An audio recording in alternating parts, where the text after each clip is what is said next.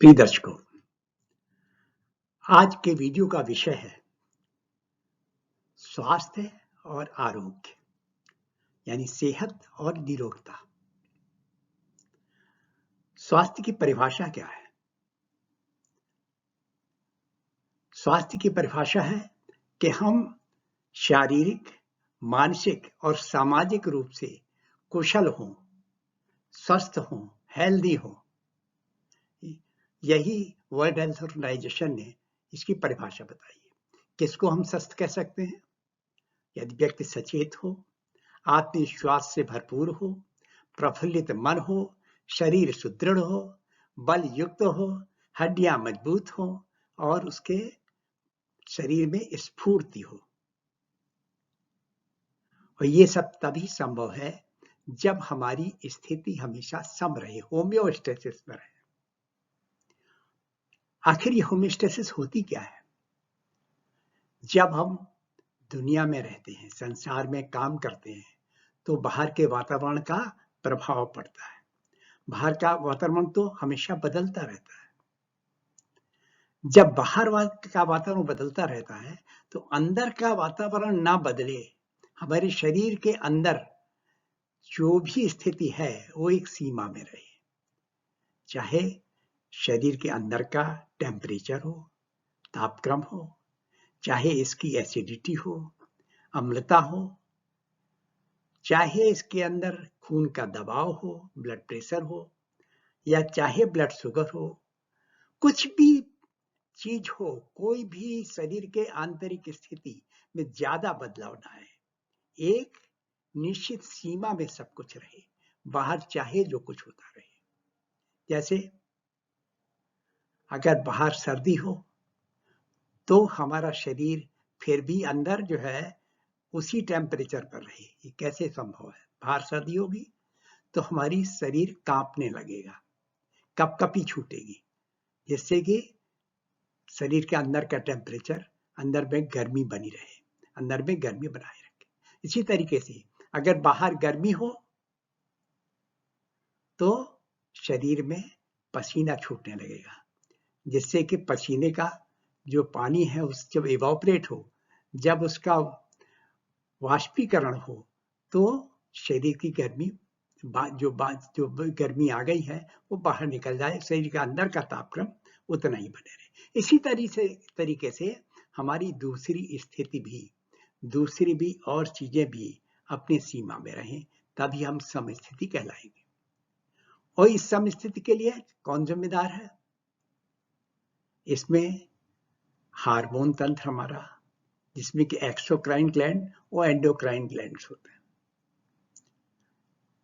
हम बाहर से हर प्राणी क्या लेता है? भोजन, और क्या लेता है? कॉस्मिक एनर्जी, यानी प्राणवायु, प्राण शक्ति। तो प्राण शक्ति से ही अपने भोजन को पचाकर अपने शरीर को शक्तिवान बनाता है और सब कुछ समस्थित भी रखता है। दूसरा क्या चीज है? नर्वस तंत्र। नर्वस तंत्र में क्या होता है? ऑटोनॉमिक नर्व्स होती हैं, न्यूरोपेप्टाइड होते हैं, न्यूरो हार्मोन होते हैं, न्यूरोट्रांसमीटर्स होते हैं। ये सब क्या है? न्यूरोपेप्टाइड क्या होता है? न्यूरोपेप्टाइड होता है जब हमारे अंदर, हमारे मन के अंदर विचार आते हैं, भावनाएं आती हैं, बहुत सारी बातें हम सोचते रहते हैं, तो न्यूरोपेप्टाइड पैदा होने लगता है। इसी तरीके से विभिन्न स्थितियों में न्यूरो हार्मोन्स पैदा होते हैं, जो कि बाद में एंडोक्राइन सिस्टम को, यानी हार्मोन तंत्र को शक्ति प्रदान करते हैं और वहां से हार्मोन रिलीज करते हैं। इसी तरीके से न्यूरोट्रांसमीटर्स होते हैं जो हमारे अंदर जो है विभिन्न तरह की स्थितियों को सामना करने में काम आते हैं, जो हमारी विभिन्न क्रियाओं में काम आते हैं। अगर कोई न्यूरोट्रांसमीटर ज्यादा उत्तेजक हो जाए तो उसका निरोधक भी होता है, मतलब कभी एक्साइटरी हो तो कुछ न्यूरोट्रांसमीटर इनहिबिटरी होते हैं, निरोधक होते हैं, और कुछ मॉड्यूलेटरी होते हैं। जिससे कि सम स्थिति बनाए रखे। तो होम्योस्टेसिस का क्रिया, होम्योस्टेटिक का प्रोग्राम ये कैसे चलता है? हमारे शरीर के अंदर ऐसी चीजें हैं जो डिटेक्ट करती है कि बदलाव को, जो भी चेंजेज आए, जो बदलाव आए, उसको डिटेक्ट करें, उनकी खोज करें और उन्हें वो रोकें। और कैसे रोकेंगे? जब इसकी फीडबैक लूप से ये पता चलेगा कि फीडबैक से पता चलेगा कि हमारे अंदर बदलाव आया है। जब बदलाव आया तो ये तो एक्साइटरी या इनहिबिटरी न्यूरॉन्स उसमें बदलाव लाएंगे जिससे कोई समस्थिति दोबारा आ जाए। इसके लिए दैहिक रसायन, बॉडी केमिकल्स, उनको बैलेंस बनाना होता है। और बॉडी केमिकल्स का बैलेंस, जो दैहिक रसायन का संतुलन कैसे बन सकता है? हमारे अंदर रसायन कौन कौन से हैं और रसायन कैसे काम करते हैं? अगर हम देखें, हमारे अंदर रक्त की संचालन होता रहता है, लिम्फ का संचालन होता रहता है, और रक्त के कार्डियोवास्कुलर और लिम्फेटिक सिस्टम, इन दोनों के द्वारा ही द्रव, फ्लूइड, जो भी है लिक्विड, वो शरीर के अंदर बहता रहता है, खून के रूप में या लिम्फ के रूप में, सफेद कणों के रूप में बहता रहता है। तो लिम्फेटिक सिस्टम हमारी इम्यूनिटी सिस्टम को बढ़ाता है, और कार्डियोवास्कुलर सिस्टम से सारे हार्मोन्स पूरे शरीर में जाते हैं और दूसरे केमिकल शरीर के जाते हैं, जिससे शरीर को शक्ति प्रदान होती है। तो ये दोनों ही प्रक्रियाएं, अगर मान लीजिए कार्डियोवास्कुलर सिस्टम या लिम्फेटिक सिस्टम में कोई भी कमी होगी तो हम समस्थिति या होम्योस्टेसिस नहीं बना पाएंगे, नहीं ला पाएंगे। इसी तरीके से अगर हमारे न्यूरोट्रांसमीटर्स में कोई कमी होगी तो हम समस्थिति नहीं ला पाएंगे। ऑटोनोमिक नर्वस सिस्टम के ये सारे, ये जो नर्वस तंत्र के ये न्यूरोपेप्टाइड, न्यूरो हार्मोन, न्यूरोट्रांसमीटर, ये उसके पार्ट हैं, ये उसके हिस्से हैं। इन्हीं के बल पर हमारा जो है होम्योस्टेसिस मेंटेन होता है। तो हमने जान लिया कि हार्मोन तंत्र किस तरीके से हमें शक्ति प्रदान करता है, और इम्यूनिटी सिस्टम, प्रतिरोधक तंत्र कैसे शरीर को बीमारियों से बचाता है, और नर्वस तंत्र कैसे कोशिश करता है कि हम सब स्थितियों में सम रहें। समझते हैं कि नर्वस तंत्र कैसे काम करता है।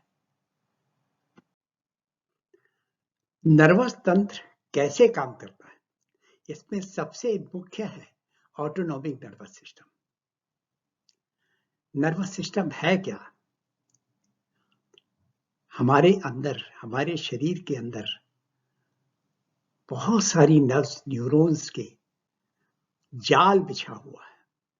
इस जाल की वजह से हमारे शरीर का हर अंग अपने सही तरीके से काम करता है।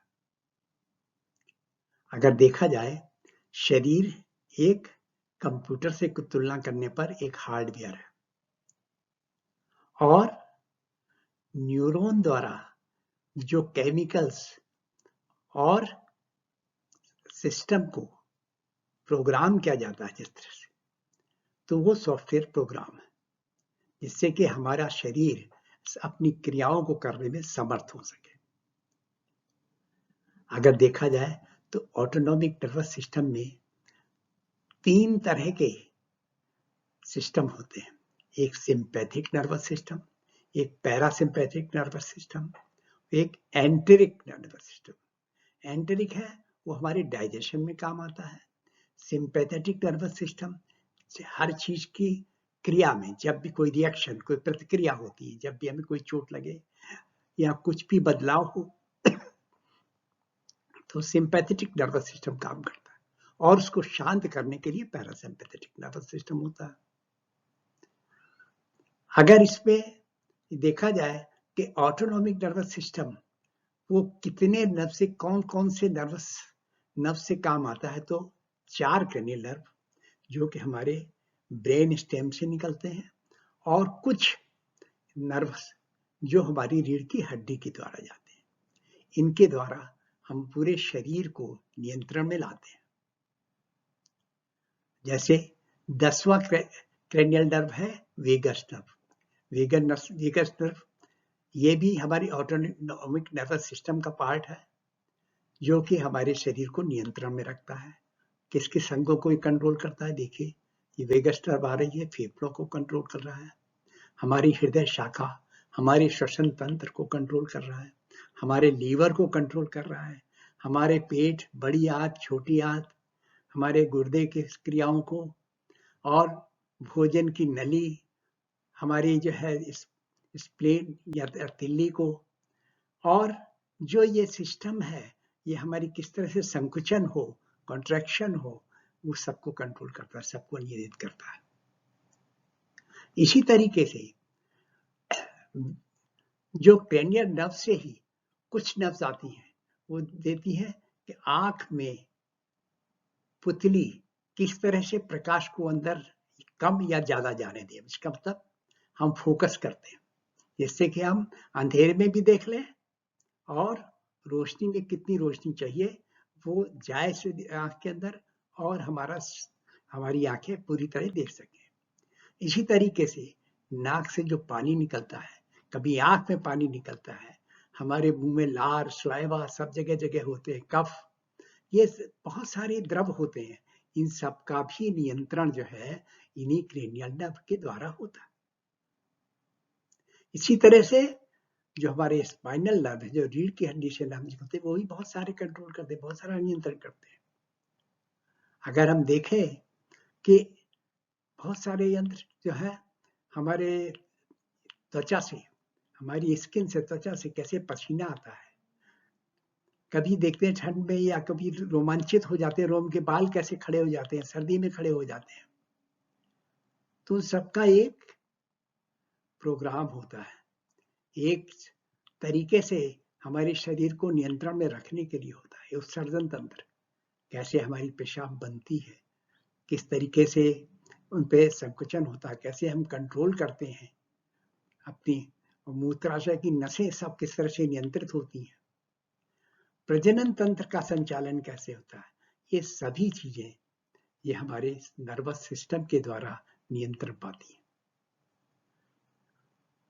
तो ये सारा सिस्टम जब सही काम करेगा तभी हम स्वस्थ रहेंगे, और इसके लिए आवश्यक है कि हमारे सभी तंत्र, चाहे वो नर्वस तंत्र हो, चाहे वो रोग प्रतिरोधक इम्यूनिटी सिस्टम हो, और चाहे वो जो हमारे हार्मोनल सिस्टम हो, सब सही रहे। इसके लिए क्या जरूरी है कि हम स्वस्थ और खुशी के वातावरण में रहें, क्योंकि सब सोच सबको प्रभावित कर रही है, जैसा कि पिछले बताया था। इसी तरीके से हम ज्यादा कैलोरी न खाएं, हमारे अगर मोटापा जो है हमारी बहुत सारी चीजों को नियंत्रण में रखने में मुश्किल पैदा करेगा। तो हम पोषक तत्व लें लेकिन कम कैलोरी का लें,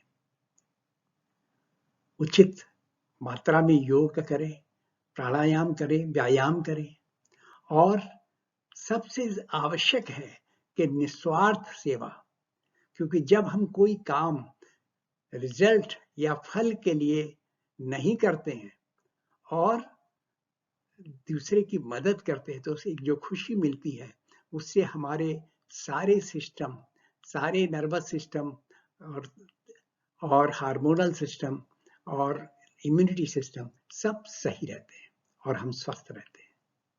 तो आइए हम सब स्वस्थ रहें, इसको समझें और अपनी सेहत को स्वस्थ रखकर सामाजिक और शारीरिक और मानसिक रूप से हम सही क्रिया करें, सही प्रक्रिया करें और स्वस्थ होकर समाज की सेवा करें। साथियों, यदि ये मेरा वीडियो पसंद आया हो तो आप इसे सब्सक्राइब अवश्य करिए।